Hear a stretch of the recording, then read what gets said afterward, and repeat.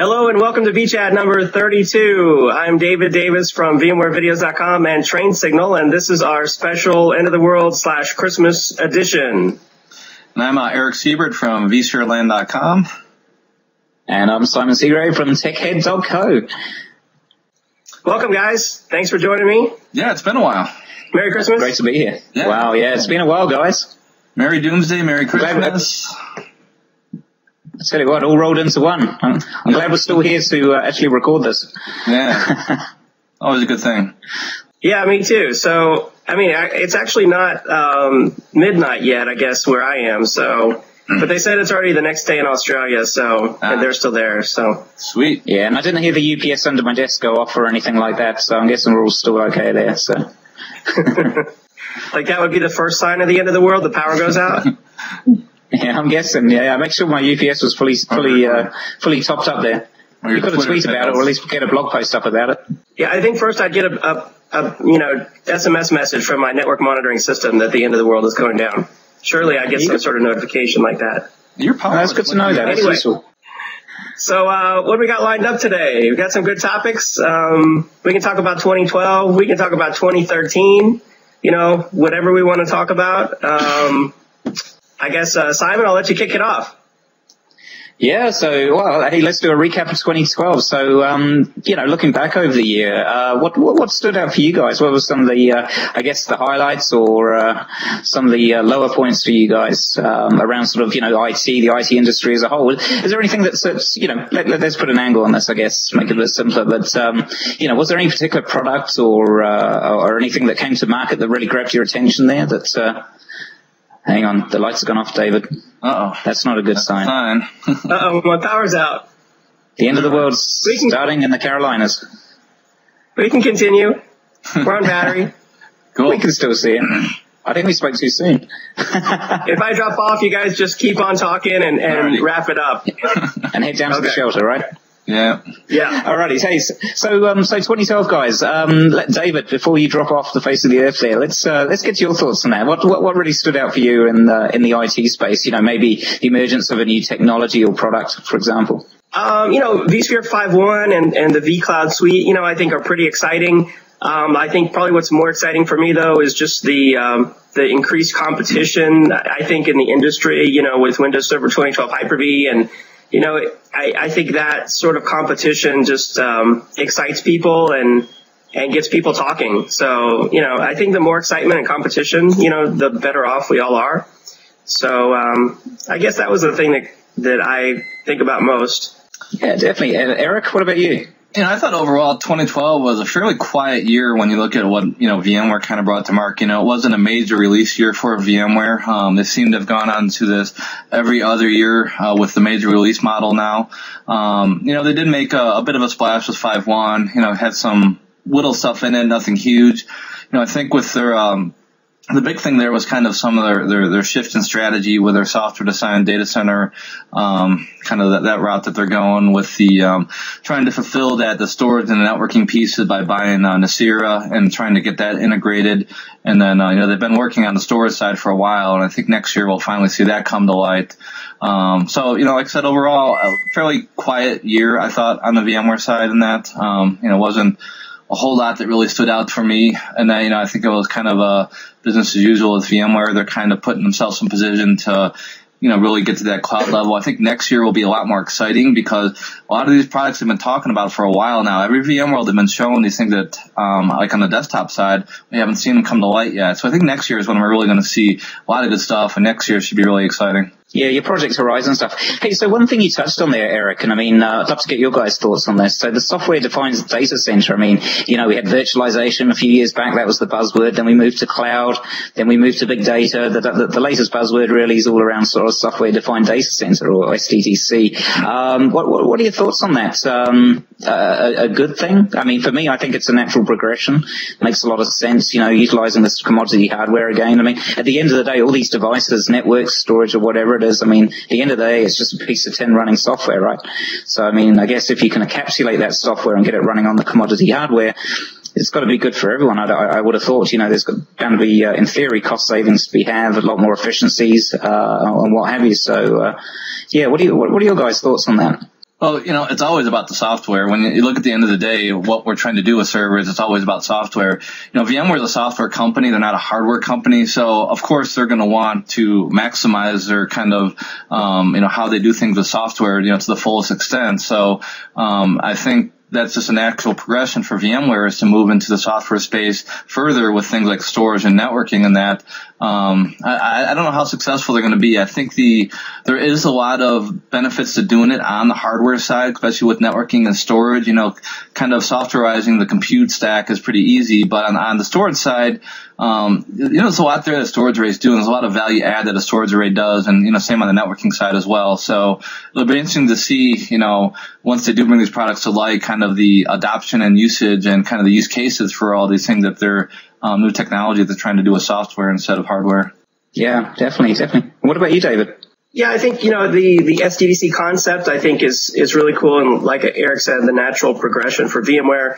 What a lot of people don't see, I guess, is that it's still so, VMware's solution for it is still so immature, I guess, in terms of fulfilling, everything that a software-defined data center could be. And I think, that's not a surprise to VMware or putting them down. But they know they have a lot of different, pieces that over time, the storage piece and the networking piece and everything that they can do to sort of, merge vCenter and vCloud Director and just make these products more mature to really fulfill that SDDC vision they have. So I guess, SDDC is really a vision for VMware at this point, not so much a product.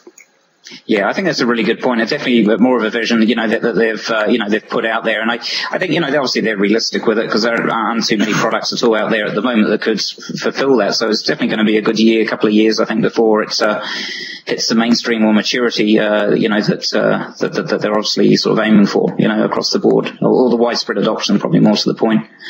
So I guess taking it back to the original question. So, for me, the big thing for 2012, products or technology would probably have to be around, solid state. I mean, I don't know what it's like in the US, but the prices over here in the UK,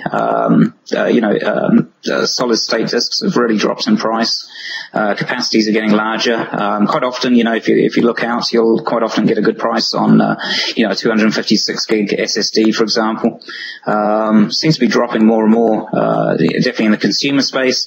I guess in the enterprise space as well, prices are dropping, capacities increasing, and, we're seeing companies doing some pretty exciting stuff with them now, everything from the caching aspect, through to all the small startups you're seeing around the place now. It's obviously a really hot product, and that'll probably go into 2013 as well.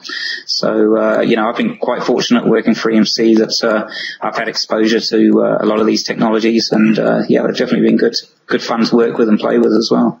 Some pretty powerful stuff. Yeah, that's definitely a big one on the storage side. And we're seeing it a lot on the consumer side that, even like laptops these days are pretty much almost standard now, starting to come with SSDs and that, less so on the desktops. But I think more and more, especially next year, we'll probably start to see a tipping point where SSDs become a lot more commonplace, especially as the cost comes down and the capacities go up. That's always been kind of a limitation there, the capacity side and with cost as well. The enterprise side, yeah, like you said, I think it plays a key role. And, I think in a perfect world, we want all SSDs if they were that cheap and reliable and the cost was down there and that. So I think, we'll definitely see a lot more adoption next year and a lot more enterprises strategically using SSDs in their environments to really get that benefits that they offer. Yeah, it's exciting stuff. It's made my life a lot easier this year, especially around doing, if I'm doing video demos, for example, the editing, much easier, much more responsive to doing, on SSD, and as well as obviously in my home lab here as well, I wouldn't say the majority, but, definitely my more heavy lifting VMs, my, virtual center, VMs, my SQL Server VMs, for example, I'm running those on SSD now. And also, I don't know about you guys, I mean, always, these sort of home commodity sort of components such as SSDs or disks in general, I always sort of gauge them as sort of the widespread adoption of them, or at least in how I use them, I guess, is whether I have spares around the place at all. And literally the other day I was going through all my components, and I found I had two 64 gig SSDs that I didn't have in a machine and I wasn't utilizing. Yeah, I think you're right. If you tend to have a lot of, like, I got hard drives laying around in that, and SSDs used to be, they were expensive, so if you bought them, you used them, but like you said, now they become more commoditized or cheaper. You open up your drawer and you have one sort of sitting around in there. It was the same with, with SATA disks and parallel disks. You probably remember the day when, it went from parallel to SATA, and then before you knew it, I'd be hard pushed now to go and find a ribbon cable to actually plug in, into any of my old, parallel disks I've got, then obviously we're doing the next transition again across to SSD. So, I'm looking forward to the prices coming down a bit more. Definitely, SSDs I'd never go back. Now having one in my desktop and that, I'd never go back to having a normal spinning magnetic drive in my computer once you've had one. No. I quite like the idea of the hybrid drives. I actually run one, it's in my Mac Pro now. It's only a 2.5 inch one, but it's one of the hybrid drives there where it's got a mix of, a couple of gigs of SSD or memory in there, along with the spinning disk as well. So it sort of acts as a large buffer, I guess. And that offers pretty good performance, even from a 2.5 inch, form factor, disk as well. Definitely comparable, obviously not as fast as an SSD, but, it's not too bad. And especially if you want to get something in your laptop there and you can't quite, the budget doesn't quite stretch to, an SSD based disk. What's that Apple drive they have now that they're offering with? Is it that super drive, the one that you're talking about, that hybrid? They have a name for it. I forget what the. That's the Apple one. No, I'm just using it's just a normal one. I can't remember who. It's Seagate, isn't it? The Momentum. Yeah, they've been making those. Yeah. That's what I've got. Yeah. So that's what I've been using. I found it quite successful. I don't know anything about the Apple one. I did read a little bit about it when they announced it, but I haven't heard too much more about that since. Yeah, they're expensive. I know that. Yeah. As is everything Apple. I tell you, talking of expensive though, here we go. So I've finally taken the plunge. So I bought myself like a little iPad mini here. So for the last couple of years, I've been using a Gen 1, and I'm sure part of the conspiracy theory, I'm sure every update that Apple pushes out, they put a sort of a software handbrake on the older models, so that compels you to go out and buy or update your iPad. So I've taken the plunge anyway. When I was over in the States for Thanksgiving, I was fortunate enough to get my hands on one, and I've got to say, absolutely love it. Great form factor. When you're lying in bed, for example, really, you can hold it in one hand, for example, like so. So it's like reading like a small paperback book. Going from Gen 1 to this latest version, everyone that's had a Gen 2 or, the later models or the larger ones will be used to this magnetic cover. That's my only complaint. I thought I'd like it. But, especially if you are sitting somewhere or you're lying in bed with it, I find it clips off all the time and, makes it quite hard to hold. So, that's my only complaint with it. But, like I say, lovely form factor, nice and quick. So pretty happy with that purchase. Getting one because I really enjoy the Apple for consumption things. I got the Gen 3 one and that, so and it is kind of big to carry. It's good for some things, but there's other times I'd like to have that smaller form factor with me. So I think I'll probably end up eventually getting one. And that I went the opposite way with the phone. I finally ditched the iPhone after 3 of them and went with the Samsung Galaxy S3, and no regrets at all. And that, so, but on the tablet side, cool. The iPad is definitely, I think, my favorite device for using in that form factor. Yeah, I was going to make the jump across to Nexus, for my next tablet, but, over here in the UK, they proved to be quite hard to get hold of. I wanted the one with the, cellular, capability in it as well. Okay. So, they're still very, very hard to get over here, and it just so happens, like I say, I was in the States, and, I was fortunate enough to walk into an Apple store. They actually carried stock, so, cool. So, I'll be sticking with this for the next couple of years. And then it'll be interesting to see what they'll have at that point when I go to refresh again. Yeah. It's not Retina right now, is it? No, it's not. There is There is a bit of speculation online that there may be a Retina Mini coming out, but I don't know. They seem to be pretty divided on it. Some people think, yeah, it's on its way. Other people said, look, you know, because of the extra CPU horsepower you need and the extra battery requirements for powering the Retina screen, they don't seem to think at this stage that you could get it into the Mini form factor. But who knows? You know what it's like. There's all these rumors flying around. I think the big thing was cost. They wanted to drive that price point down because they got two products that are bookmarked by the iPod Touch and the iPad, the full size. Price-wise, they want to fit that on the lower end to compete with those 7-inch Android tablets. So I think it's another decision was the Retina display costs more, and they don't want to drive that price point up at this point. I've been looking at the iPod Touches are pretty cool too, but they cost more than the iPad Mini in that. I'd like to see that price come down. Those are pretty cool devices.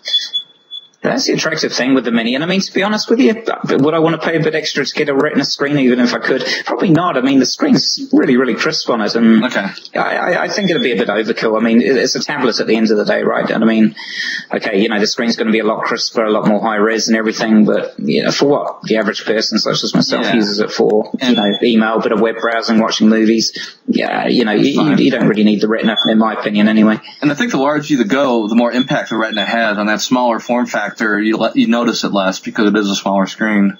Yeah. So yeah, that's been my big purchase.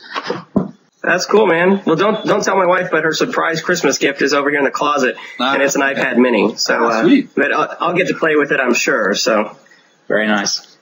I don't have to post this before Christmas. And then I got my. Yeah, I won't let her watch it before Christmas. Because she's a big fan. No, she's really not.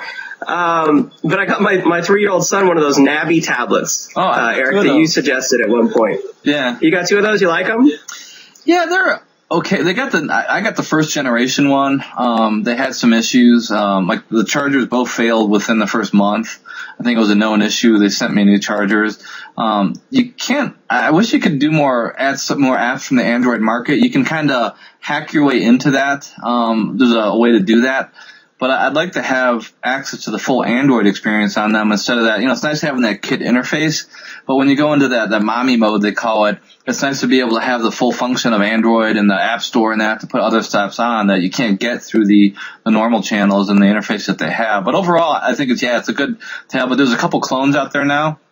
If you go, you'll probably see at least 3 other clones of that concept for kids and that. But I think they're good for, and my kids play with all that stuff all the time. So I think it's good. You know, it's great for, you know, even down to the age of, you know, 1, 2-year-old. I think you can still, they can get some usage out of some of those apps that are really geared towards those younger kids and really help in their development.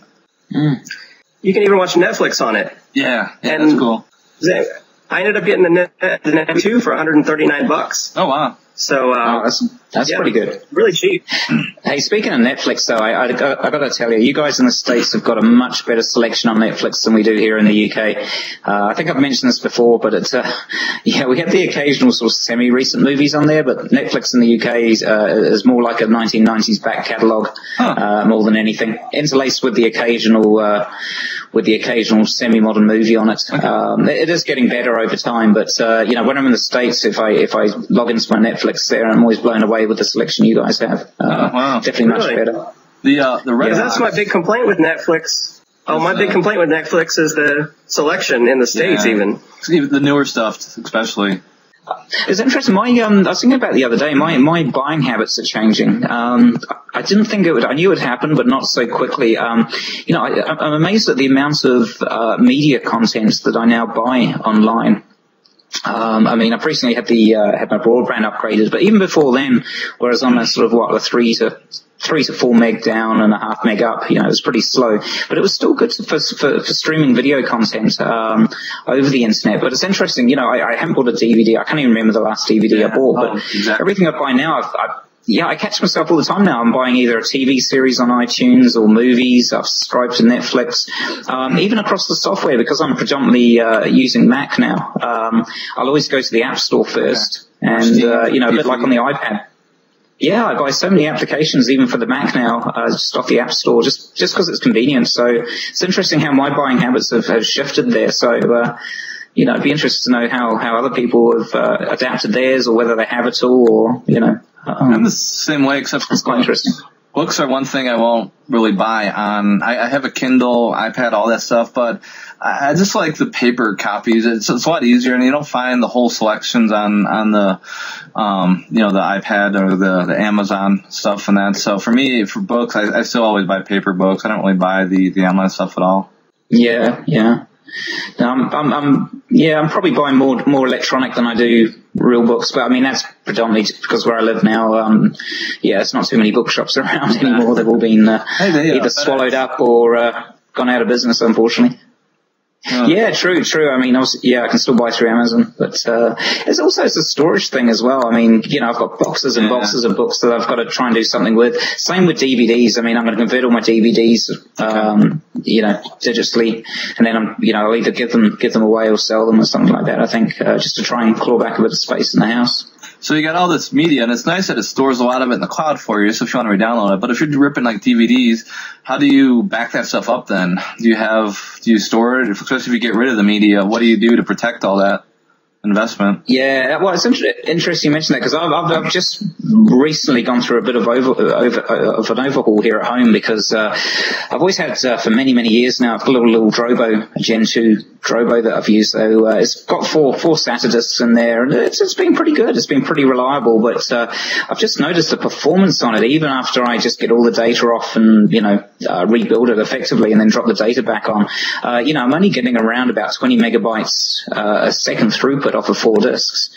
I think what's really, I tried video editing, keeping my, my master files on there and editing off of that. And that's what really drew my attention to how slow it actually was. So, I don't know whether it's the device itself or what it is, but it just seems to be getting slower and slower. So I'm pretty much getting rid of the Drobo now. I've got a little PX4, iOmega PX4, little NAS device. So, I've actually started transferring everything across onto that now. So, all my, video content, all my, rip movies from DVDs that I own, are going on to that now. And I've got around about 6 terabytes or 7 terabytes, something like that. So, for me, that's enough for now. But isn't it amazing, the amount of content we have now, that we're trying to store at home and back up and everything is just phenomenal. See, I use Dropbox to store a lot of that. They recently they doubled the capacity you can get. So I had the 50 gig account, the paid one, and they doubled that, I think, from all the competition they've been having to 100 gigs. So a lot of my key media stuff, like all my music and stuff like that, I'll dump on the Dropbox. So it's all replicated in the cloud.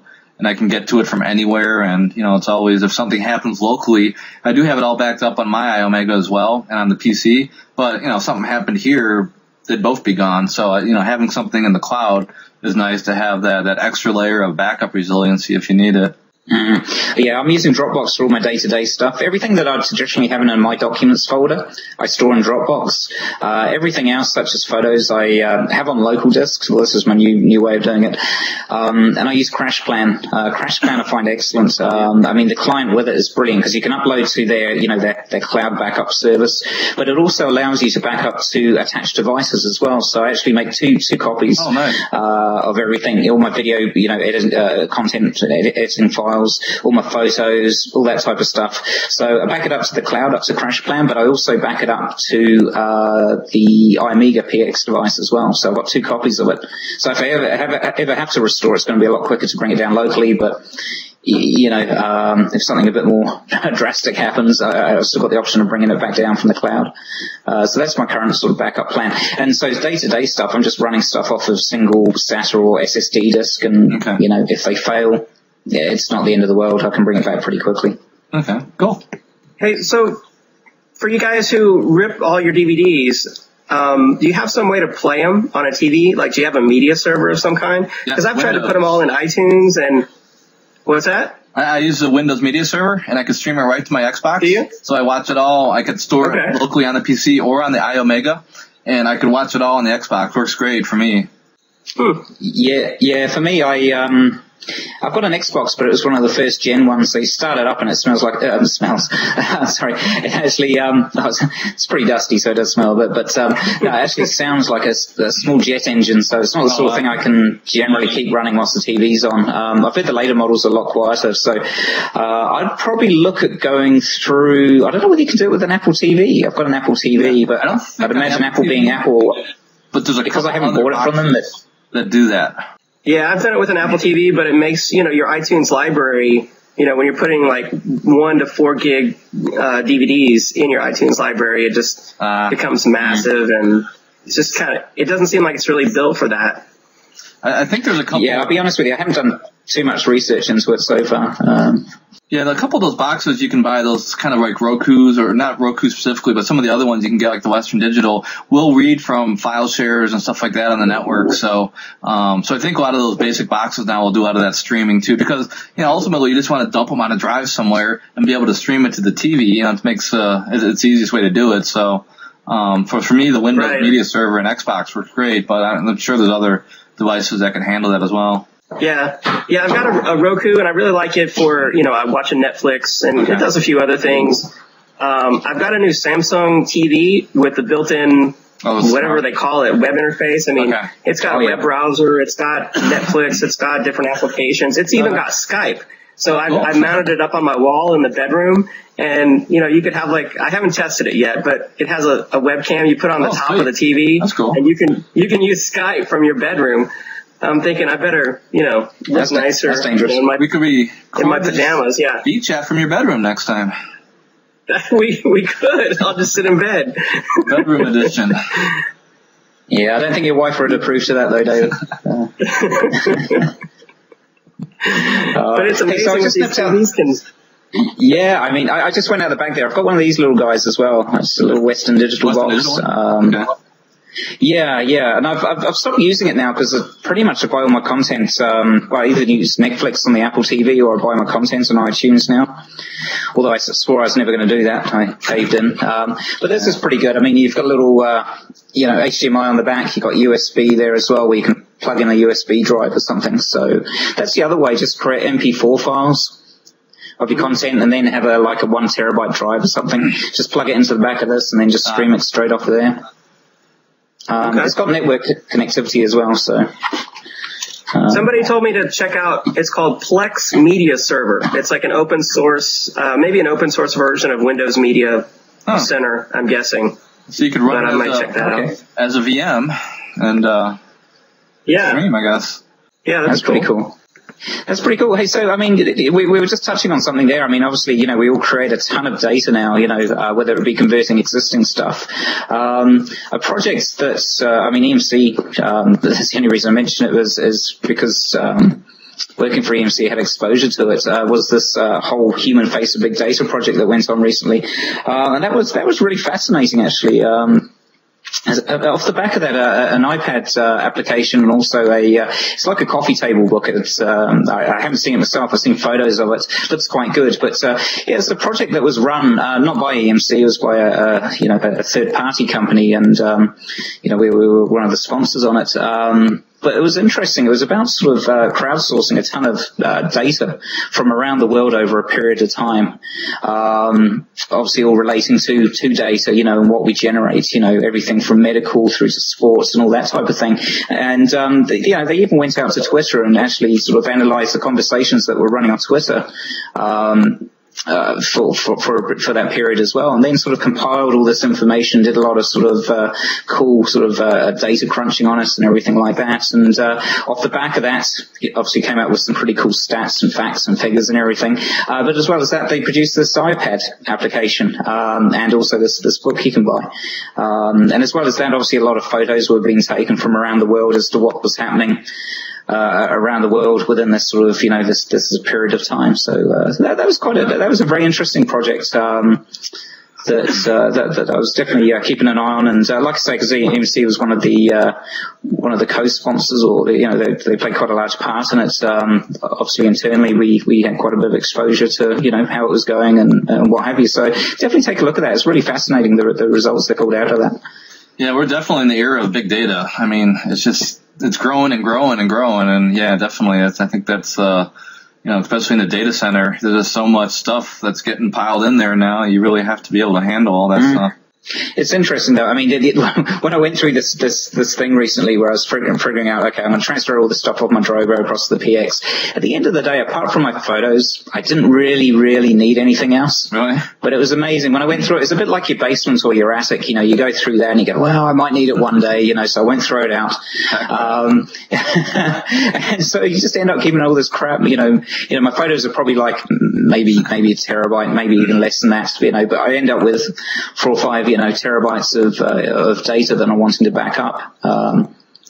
You know, and I can tell you at the moment what half of it is, but I just definitely didn't want to throw it out at the time because it may come in useful. I know it is. I've recently tried to clean house a bit, especially to slim my Dropbox down on that. And yeah, you'd be amazed at what you keep. And, you know, when you look at it several years later, you know, it's like, why did I keep that? Do I still need that? And you usually trash a lot of it, but.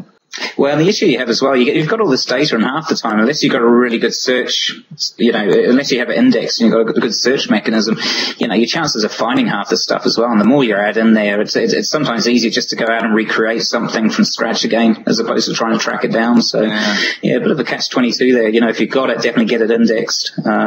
Very important. Yep, agreed. Yeah, I've got the same problem. Multiple copies of data on multiple computers, but it's all duplicates and backed up, and I don't remember why I backed it up and what it is, and I don't need most of it, but I don't want to get rid of it either, so. Yeah. Well, let's buy more drives. Yep. I know. But you end up a bit like before, like I was saying with the SSD drives. I mean, I've got probably 3 or 4 external little 2.5-inch external drives here as well. Okay. And because they're only like 120 gigs or so, you go, well, it's not worth it. A bit like the USB keys you get at the shows and what have you, you know. It'd be great if you could try and recycle those somehow.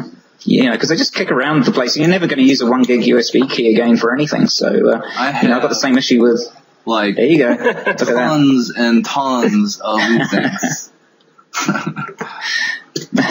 I could make a humongous storage array out of those things from what I have. I probably got terabytes and terabytes there. Yeah, imagine what the USB expander port you'd need to get all those in there. Yeah, get one of those huge ones, big hubs. Make great out of it. What's the biggest one you have?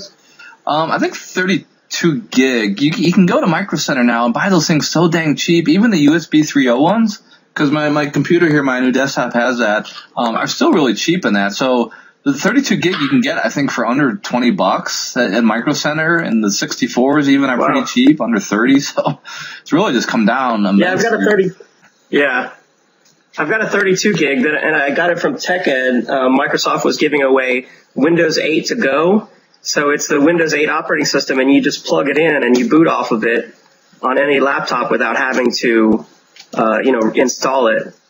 But yeah, I was shocked they gave me a 32 gig USB key. And at the time I was thinking, yeah, that's got to be worth a fortune. But, yeah, like you said, now they're down to like $20. Like, I got Micro Centers on every size, 4, 8, 16, 32. Look at that. Well, I bought this. This is a Corsair GT. I bought this must be about 2 years ago, maybe even longer. That's a 32 gig, and that cost me a fortune. I mean, that was like £90 at the time. I mean, I've more than got my value for money out of it, but, I guarantee these aren't going for £90 now. And plus, every vendor in the world gives you one now. I got Cloud Foundry, Hyper-IP, VMware, NetApp. Oh, man. Yeah. Symantec, Veeam. So, no shortage of them. I've got a couple of EMC ones. Here we go. I've got one of those. I've got the cloud too. Some of those. I don't know what the capacity is on it. I saw one that has a tail that wags. So you plug it into your thing, and it's got like a tentacle, and the tentacle will actually move. Tell you what, the stuff that keeps us amused. Yeah. Hey, so guys, let's talk home labs briefly. How are your home labs doing? Are you still running them? And if so, what are you running these days? Mine's all in pieces. I had to take everything out of my man cave for new carpeting and that, so I took everything apart and trying to get it all back together. I still have the 2 ML110 HP servers and 2 micro servers. I just upgraded the micro server, put another NIC in it. I tell you, those things are a pain in the butt to take apart and that, to get anything in it and that when you upgrade it and that, because you gotta remove 8 cables and then slide that tray all the way out and then put something in it and slide it all back in and recable it. So I added another NIC to it last week, and the memory I bumped up to the max of 16 gigs. So, but other than that, I still got the same. I have the iOmega PX, a Netgear Synology. And I actually saw an article on, I think it was Lifehacker, the best NAS units. And out of the 5 they had there for voting, or the users were recommending, 3 of them were Synology units in that. So the Synology units, I got one of the smaller ones, the 2 drives one, the DS211. I've heard a lot of good things about in that. And, my experience, I haven't used it a lot, but it's been pretty good as well. The one that got the best votes out of the home NAS units, on their poll was a roll your own, build your own, and that, just kind of putting things together, putting things like, open filer on it and making a NAS that way and that. So a lot of options there for NAS. And then the networking, I got the 1 gig Netgear switch, the 30 or 24 port, the big one and that. So nothing new, no additions though since then. So I got to get it all back together and up and running, and vSphere 5.1 on it. What about you, David? How's your lab looking? It's doing good. I still got, the couple older Dell vSphere servers now with vSphere 5.1 on them. I've got a Dell server, pretty new, with Windows 2008 R2 Hyper-V that is kind of a utility server. Like, I actually run vCenter over there and an Active Directory domain controller. I've got a couple super micro servers with like 24 gigs of RAM that I'm running Windows 2012 Hyper-V on. The only problem is when I power them on, they sound like a hurricane in the room, and they create a bunch of heat, and they're a real pain. Of course, the guy on eBay I bought them from, didn't mention that they sound like a hurricane when you turn them on. So I'm not sure. Long term, I don't think I want those around. Yeah. Are they desktop or rack or how they're rack mount. Oh, they're rack. Okay. Yeah. Which I thought would be cool because they'd be smaller, but I didn't think about how much louder they would be. Yeah. All that data center stuff. Yeah, I think definitely for home lab environments these days, the way forward is, I've always been quite keen of having individual servers for each things, each ESX host or each host, for example. But I'm definitely going around to the way of thinking now that, an all-in-one box with nested ESX host instances is the way forward. Definitely a lot cheaper to run and just max it out with memory, take it up to 32 gigs if you can or similar. Get some SSD in there and just have a nice all-in-one type solution. Yeah. So speaking of home labs, I know there's I think Unitrend has a giveaway right now. They're giving away it seems like a trend now has been for a lot of these vendors to give away complete home labs. So Unitrend is giving one away right now. If you go to their website, you can register for that. And Veeam, they were giving away one earlier in the year, and they're giving away another one, for the end of the year thing. I think you can still register, up until. Yeah, they're really sweet. End of the month. Yeah, I mean, it's got the ML310 server, so it's a big server. It's not like those 110s. It's the next step up in that. So the 300 line is the bigger guys. I think where HP is phasing out the smaller, the 110 line and the 150 line. Yeah. So I think only the microserver and the next one up would be the ML300 series in that. But they're giving away the Netgear, the Ready NAS, another great NAS unit. I have one here. And also a HP 16 gig Ethernet switch. And so they got a nice package there. So same with Unitrend. Unitrend, I think, is doing the ML110s, the G7s. So make sure you hit both those sites. I mean, hey, you get a chance to win. It doesn't cost you anything. So might as well try to get your home lab started. Yeah, just around the home lab servers there, Eric. It's interesting, actually. Like you say, HP have phased out the ML110, the G7s now. You've got the microserver, but the microserver is obviously AMD based. It's going to be interesting to see whether they bring out maybe an Intel based microserver at some stage to give that more CPU. To plug that gap, wouldn't surprise me. It's interesting because over here, for the last, 18 months, perhaps even longer, they've been running the £100 cashback deal. So you pick up one of those little microservers, for, I think it's about £90 or £95 after cashback. So pretty cheap, but this is the last month. They're actually stopping it. So as to why they're stopping it, I don't know. But I guess they have to end at some stage, but promotion. But yeah, that's proven to be a good little box, but like you say, CPU, if you start doing anything remotely heavy lifting on it. I wish they put an i3 in there, something on the lower end with more cores.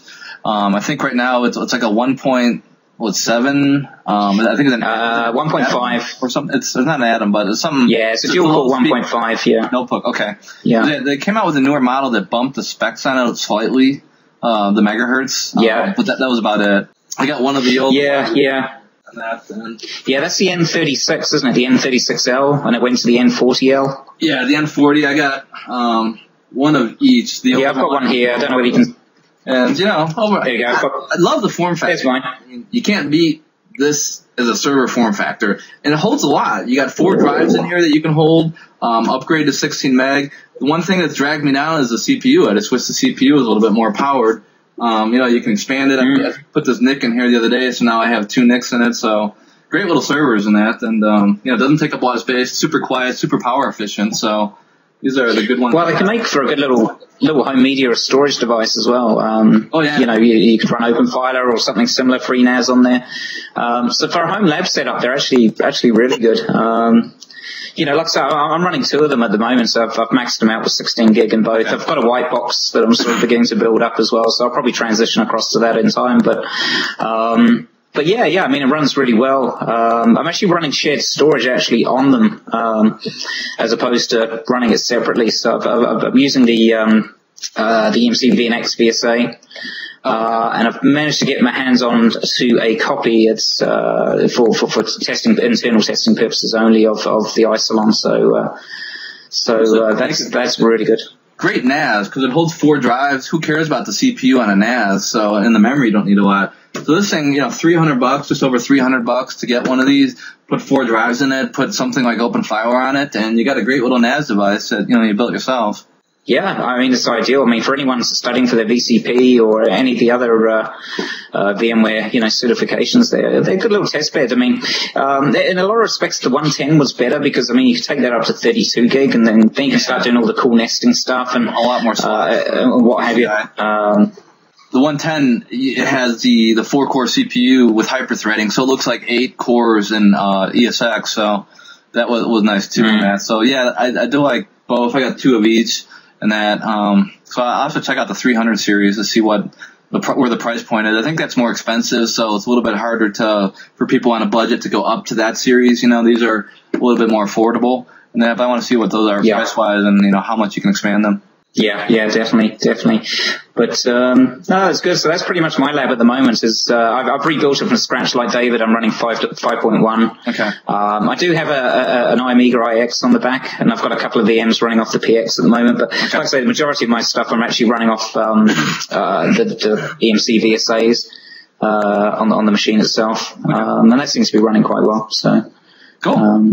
Good for a lab environment, but, obviously you wouldn't run it in production. Yeah, great for lab. Yeah, you mentioned the Synology. I've got a Synology, and I just love the interface. Out of every NAS I've ever used, the interface on it is just so cool. I mean, it's got performance charts that shows, the I/O traffic going in and out. It tells you what devices are connected to it. It's got all these different applications you can add, almost like an app store. I mean, you can make it a VPN, a mail server, a WordPress server. You can run a CMS on it. Just crazy stuff you can do with this little NAS. I've been really impressed with the interface. Oh yeah, that's what impressed me about the Synologies, where across their entire product line, you had the same features, even from this little 2-unit all the way up to the bigger ones. You had all those same features across the whole product line, and a lot of robustness in that. Netgear was the other one that impressed me as well, that they had a lot of nice features as well, and the interface was nice too in that. But yeah, I agree. That's the reason these things are so popular. The Synology brand, is because of, their whole design, their interface, and all the features that they provide. Yeah, I've got a Drobo, the 800i, with like 12 terabytes of storage in it. Okay. So I got lots of space. And it's great for vSphere, but, I've been having some difficulty connecting to it with iSCSI through the Mac. So it's only an iSCSI. It's only an iSCSI SAN. It doesn't do any NAS. Nothing but iSCSI. That's what I didn't like about Drobos is the lower end ones were direct attach. You can't even do that. They never had NAS. They have one unit specifically, I think, where you can put those applets on there and make NAS out of it or something. All the other ones offer both iSCSI or NFS, and it seemed weird that they wouldn't offer that as well. Yeah, I had the same thing, David. I had a Drobo Elite, and I've still got it somewhere. But yeah, I had the same issue trying to connect it through to my Mac, because I was going to use the Elite to store my video editing files, because I thought that's ideal. I'll put 8 drives in there, so I'll get good throughput. I just gave up in the end, because where it gets its iSCSI drivers on the Mac is you've got to install the Drobo dashboard. Right. The Drobo dashboard, and also you could have, from memory, you got to have Java installed as well. So if you've got those two things installed, because natively OS X doesn't come with an iSCSI driver at all. There is quite a popular third-party one that you can download. It used to be free, but you've got to pay for it now. And that is called Global something. Yeah, Global if you have the free one, if you have the free one, send it my way, because I wasn't going to pay like $99 they want for it now. But, no. If you got the dashboard, see, I installed the dashboard against the Elite and it never worked. So I got in touch with their support guys. This was a while back now, and they said, right, deinstall it. Make sure you got Java installed. They said, so there must be some Java aspect that it uses or something like that. Install Java, then reinstall the Drobo dashboard again. And then I found that without installing any third-party drivers, my Mac, my OS X instance, picked up the drives or the shares. Yeah, so, I you might want to get it working, but it's just not real consistent. Like, it'll be connected and then I'll reboot and it's not connected anymore, and I can't figure out how to get it connected. And yeah, that's what I had. I gave up in the end. Yeah, I mean, unlike a file share where you can just connect and reconnect, it doesn't work like that. So it's kind of weird. Yeah, I mean, the Drobo itself, I mean, the manufacturing, it's a solid box. You can add all your own drives. I really like the design of it. I mean, it's slick looking. It's really cool. It's just the price point is a bit higher on those two, though, which for a lot of people that are looking for more affordable NAS, they tend to be a little bit more expensive on their end. Yeah. So what about VMware? Any news about VMware stuff? Well, I guess today, I mean, it came out a little while ago, but it seems to have hit the headlines today for some reason. Obviously, there's the VMware, directory traversal exploit that can be applied against a VMware view environment. There is a patch out for it, but that for some reason, it must be pretty quiet pre-Christmas. A lot of sort of IT news agencies have picked up on. Like I say, there's a fix for it, but it's just an exploit that you've got to be aware of and apply the patch as soon as you can. Yeah, I've been testing the VMware Multi-Hypervisor Manager. They call it the MHM. And it used to be a VMware fling called vCenter XVP Manager. And so what it was a server product you add on your vCenter server, and then a vSphere client plugin. Then you can manage Hyper-V servers with it. And so it went from a fling, and now it's an official VMware product that you download along with, vCenter in there. And I had some trouble with it, and they're on the community. Their product manager was really responsive, helped me get it working. And he said they're going to keep releasing new updates to it. It's an official product. It's supported, and they soon will be supporting Windows 2012 Server and other hypervisors as well, like KVM and Zen Server. But the downside to me to it is you still can't, those servers and virtual machines aren't in the vSphere client, or aren't in the vSphere inventory with your other, ESXi hosts and virtual machines. You have to go into a different place in the vSphere client, to see them. It's also not compatible with the web client, so there's some downsides, but it's interesting. It's completely free. I mean, you have to register, of course, with a VMware account, to download it, and have to have vCenter to use it, but it's not as fully functional as I recently tested and wrote a white paper about Hotlink, which is a multi-hypervisor management tool. And the theory on my white paper was that, kind of like storage, where you've got tiered storage, you've got, Fiber Channel and iSCSI and down to, SAS or whatever, that you could have tiered hypervisors. So you'd have vSphere as tier 1, you might have, Windows 2012 Server as tier 2, and then, free Zen Server as tier 3 or something. And if you had the right product, you could very easily, drag and drop virtual machines or move virtual machines from one hypervisor to the other. That'd be cool. Each one would have different SLAs. And so Do you think, my question for you guys as virtualization experts, do you think the theory of tiered hypervisors is plausible? Kind of like Mythbusters here. We'll do truth, plausible, or busted. I think it's plausible. I mean, it's plausible whether you'd want to do it. Problem is, you introduce new hypervisors into your environments, then you've got, extra patching, responsibilities, obviously. Your support people will, skill sets have got to upskill themselves, not just in one hypervisor and multiple hypervisors. Let's say, one of the hypervisor, manufacturers, or companies, bring out an update that breaks maybe one of the functionality that's dependent by for one of the other hypervisors, or maybe the conduit between the two or something like that, through the tiering or something. I don't know. I think the more different things you add into the mix. I mean, I'm a big fan of the keep it simple approach to IT. Don't overcomplicate it where you have to. I like the idea from a concept point of view. Yeah, I think it's kind of cool. It'd be a good thing to get up and running in the lab. And muck around just because you can, if you got time. But, I think in the real world, I don't know, I'm sure there are benefits to it, but I mean, like I say, the whole upskilling and the patching aspects make it too much of a no-no for me anyway. For management. Yeah, and it's interesting, you see these industry surveys that say like 40% of companies are running multiple hypervisors.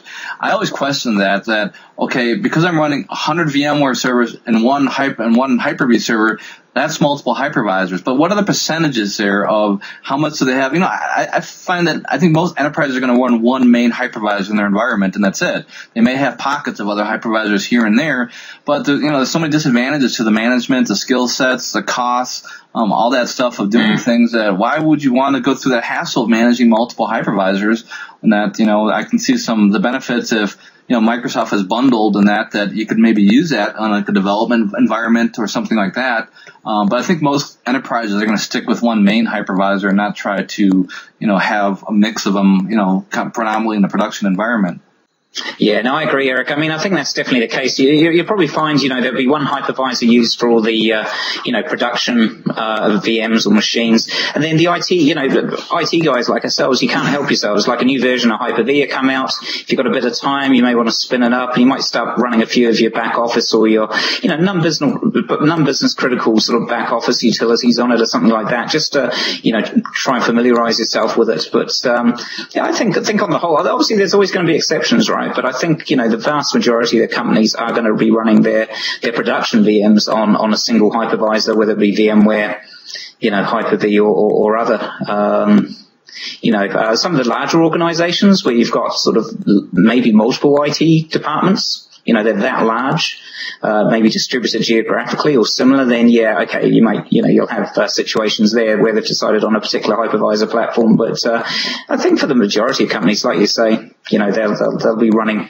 a single hypervisor predominantly. Yeah, plus you lose the ability to, if I got a VMware environment here and a Microsoft here, and I want to transition VMs across, it's a pain in the butt. I'm not fully, utilizing my hardware. If I had one hypervisor, I could easily spread VMs around across that whole environment rather than having these pockets now and that can't talk to each other directly in that. So I just don't really see the benefits today. And that may change as we get maybe more tools, more interconnectivity between the hypervisor platforms and that with, the way directions VMware is going and that. And I'm sure on the Microsoft side as well. I think in cloud environments, it may make sense to have that multi-hypervisor, especially in the public clouds and that. Where a mix is needed maybe because one hypervisor works better for this and another one for this and that. So, but no, in the private data center, I think we're always going to see one main hypervisor for, at least the immediate future. Yeah, no, agreed. Yeah, definitely at this point in time, definitely agree. Going forward, definitely, with the public cloud becoming more prevalent, we will no doubt see multiple hypervisors and, slicker ways of moving VMs between these various hypervisors. But that's, to hit the mainstream, I think, to your point, that's still a way off, isn't it? Yep. Yeah, I think it'd have to come down to cost, kind of like where, if cost was no issue, then why not just put everything on fiber channel storage? Organizations have tiered storage because there's a huge financial benefit. So it'd have to be like you could save $200,000 a year in vSphere licenses by moving half your servers to a Hyper-V tier. Then maybe it's plausible, for those companies. The other interesting thing they were doing at Hotlink is you can have Amazon EC2 servers in your vSphere vCenter inventory, just as vSphere VDMs. So you can move virtual machines from vSphere to Amazon and from Amazon to vSphere. So you've got a hybrid cloud all managed by vCenter. Oh, nice. So it's an interesting concept. It's unique. And VMware's product is more, their new multi-hypervisor to me is more to try to convince you to move Hyper-V virtual machines, into vSphere. Okay. They said they're soon going to be integrating VMware Converter. So you could just right click on a Hyper-V virtual machine and bring it to vSphere. So I don't think VMware has a long-term interest in helping you manage multiple hypervisors. Yeah, it's more of an interest in helping you see them and bring them to vSphere and, assimilate them into the collective kind of thing. So it's the same flip side is true with Microsoft as well. Their support for vSphere ESX inside a System Center, probably the same reasoning that, hey, we want to help you to be able to bring that over easier than you could, with other tools. Yeah. Definitely. Cool. Well, should we wrap with predictions for 2013? One quick train signal announcement. What you got going there now? And then we'll do our 2013. Go on then. Okay, thanks. So we'll be releasing Jason Nash's vCenter Operations Manager course. Okay. Here just after the first of the year, January 3rd, I think. I'm actually really looking forward to watching it because I know Jason has used vCenter Ops in a production with different customers. So interesting to hear his take on it. And then my 2 new Hyper-V Windows 2012 courses will be coming out in mid-January. Hyper-V Essentials and new features. So I learned a lot about the product, sometimes painfully, by creating those Hyper-V courses. Well, good. No, that sounds good. Definitely, I mentioned more about the vCenter Ops. It's definitely a new product for VMware that they're really trying to grow fast, and I think we're going to see more and more, especially with it being bundled now, more and more adoption of that with it. Hey, look, we got a visitor, special guest here on the vChat. So if you're wondering, I'm working from home today, so I'm on dog sitting duty. So if you're wondering what the noises were in the background there, it's this little guy. Loves to chew cables, unfortunately. Yeah, if you go dark, you won't know why. Oh yeah. Hey, so they sound really good. Jason Nash, I've met Jason on a number of occasions. Really super smart guy, good communicator as well. So that's definitely one to look out for. Interesting topic as well. So I look forward to that. Actually, I've got a plug to do if I can. So vBeers. So vbeers.org. If you haven't heard of that, check it out. vbeers.org.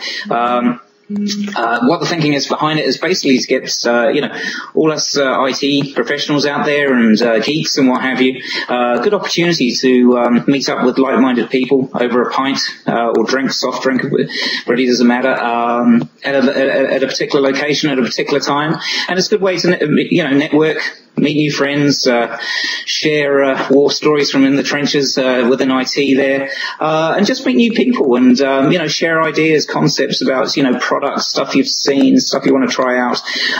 So anyway, so we've got on vbeers.org. Jump on there. You can advertise your own vBeers events. Doesn't cost anything.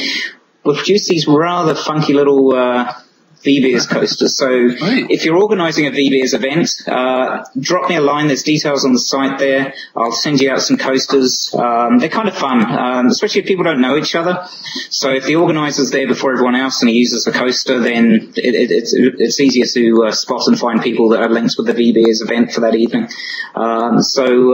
They're proving really successful, especially in the States. There's one, it's almost a couple every week. So check that out. And my last thing is, I want to say thank you very much to Craig Chapman, or Chappie, for this rather cool Ego Zero Thick t-shirt. So thank you, Chappie. I've finally got around to wearing it, and it's very cool indeed. Nice. And that's me. Yeah, I just went to vbeers.org, and actually I didn't know that there were so many in the U.S. I thought it was, you guys in the UK. Yeah, the majority of them are in the US. We've been really pleased how it's taken off. Like I say, I mean, we've probably got new VBS events coming up every 2-3 days, dropping in. So check out the site because it's changing all the time. And like I say, anyone can create their own. I mean, vbs.org is really it's more of a framework for the community to know what to do. It's just a good opportunity to advertise your VBS event that you've got and get out there and create your own and, meet other IT professionals and share stories and have a few laughs over a drink in a social environment. So, yeah. So, and it says here you guys are even multi-hypervisor, that you support people who are interested in Hyper-V and Zen as well.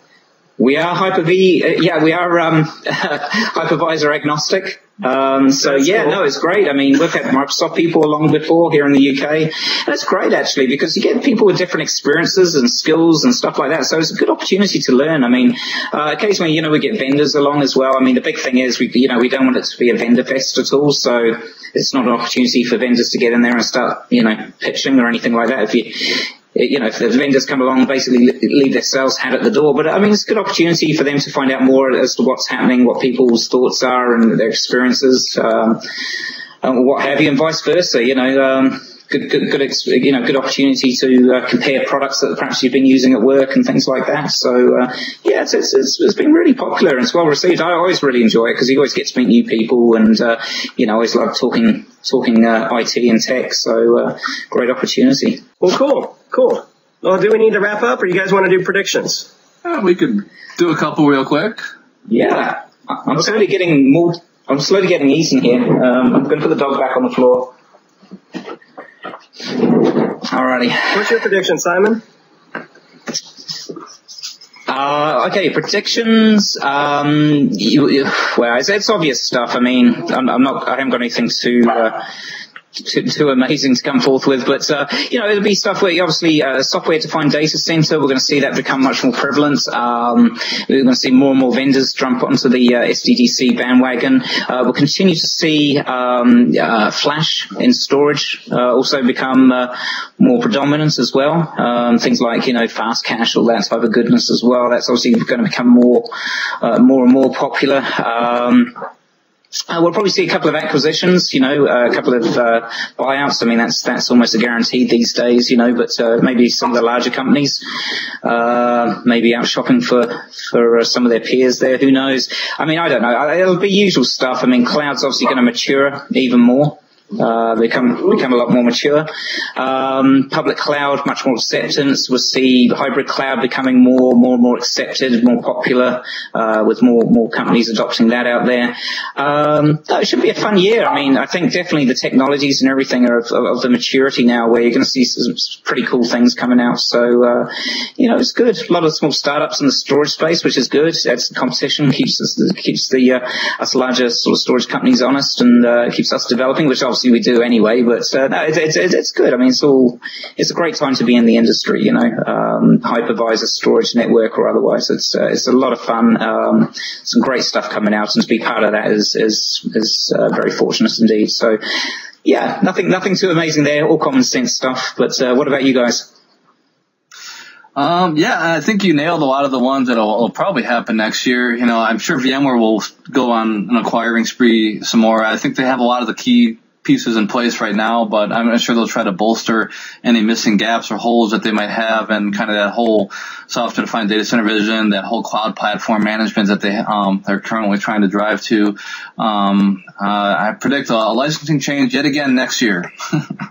Seems like every year they change it, but who knows if they'll do it again or not. I think they're on the right track now with the way they've switched back finally. So, maybe it'll stick this time, but maybe not. Who knows?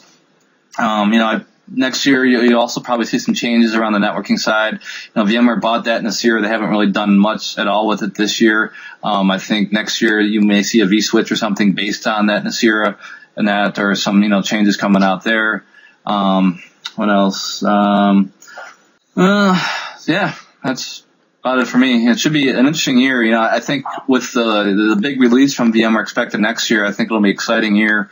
and that there'll be, those big new versions of vSphere are always fun because a lot of new features, a lot of new functionality. VMware did lay the groundwork, like I said, for a lot of the new stuff coming in mobile computing and on the storage side.